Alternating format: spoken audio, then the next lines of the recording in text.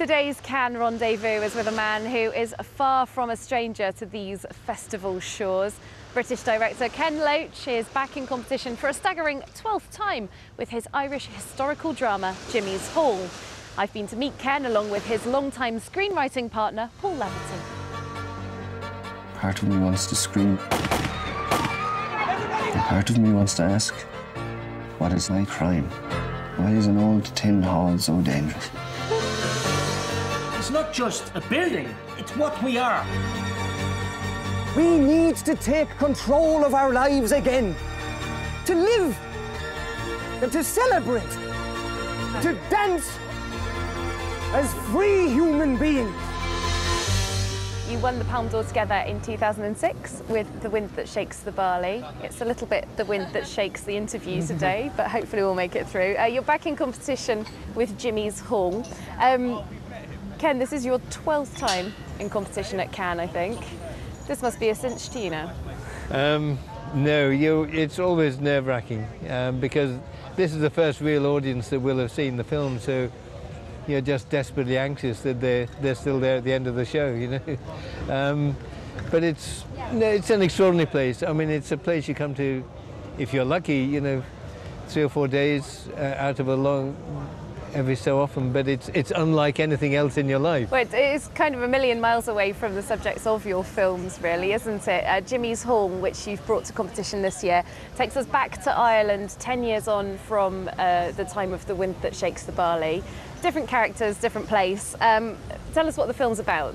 Well, it's a story of Jimmy Gralton, who was a real person who opened a dance hall in Ireland, in the country in 1921, just after the War of Independence. It was a place for people to dance, to learn, to exchange ideas, a place for free spirits. The church took exception to this and closed it down. Jimmy went abroad, went to the States, came back 10 years later, and the hall was opened again. And the film is the story of trying to keep the hall open.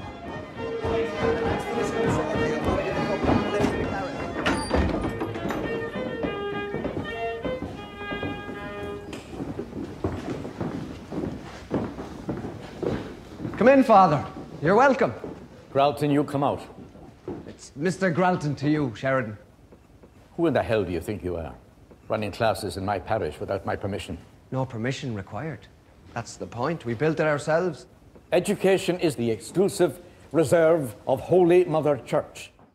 Now, I'm no expert on Irish history by any means, but I think it's fair to say that Jimmy Gralton isn't a very well-known historical character, is he? And actually, you had quite a hard time finding documents about his life? Fortunately, I'd met a lovely writer and director many years ago in Nicaragua, Donald O'Kelly, and he told me about this local man, Jimmy Gralton. And it's not surprising people in Ireland don't know about him because everything related to him, the official paperwork, was destroyed. In other words, it wasn't just that they wanted to crush Jimmy's Hall and what he stood for and his ideas, but they actually wanted to crush his entire memory. So what we know is a lot about the public events of his life. We know what happened to the hall, we know the dates, we know how the priests in the area tried to crush it, the local landlords. But we've had to imagine his private life and his intimate relationship with his friends. So. And I understand you said that you've seen parallels between Jimmy's story and characters including Ai Weiwei, Malala Yousafzai. What do you mean by that? When you watch the film, people hopefully will understand there was great oppression there. You know, in Ireland in the 1920s and 1930s, the Catholic Church was very, very strong, very conservative landowners. But I think people will see parallels in their own lives. For example, in China just now, I mean, the power of the Communist Party, it crushes dissent. Ai Weiwei was a very popular man there, designed the Crow's Nest. But when he criticised the Communist Party, what did they do? They came and destroyed his art studio. When tough questions are asked, they're crushed. So I think that's pretty universal and timeless. Jimmy's Hall is about learning and about art and of course, I mean, we know countries where women trying to get an education suffer terribly, and there's a case at the moment of girls who have been kidnapped, never mind assaulted, for just trying to learn. But I don't think we in the West should feel smug, because people who step out of line here will be censored. You know, if the establishment feels threatened, then you get censored. If the establishment feels confident, you can say what you like. Now, I do hope we're not making the film out to be too much all doom and gloom, because there are definite moments of levity, lovely bits of character and personality throughout. Ken, how do you strike that balance in what is really a serious subject for a film? Well, I mean, the people themselves do that. It's full of, I mean, so many of the people in the film are from that part of Ireland, and I hope they all emerge as characters. The kids in the film who really just want a place to have fun, to dance.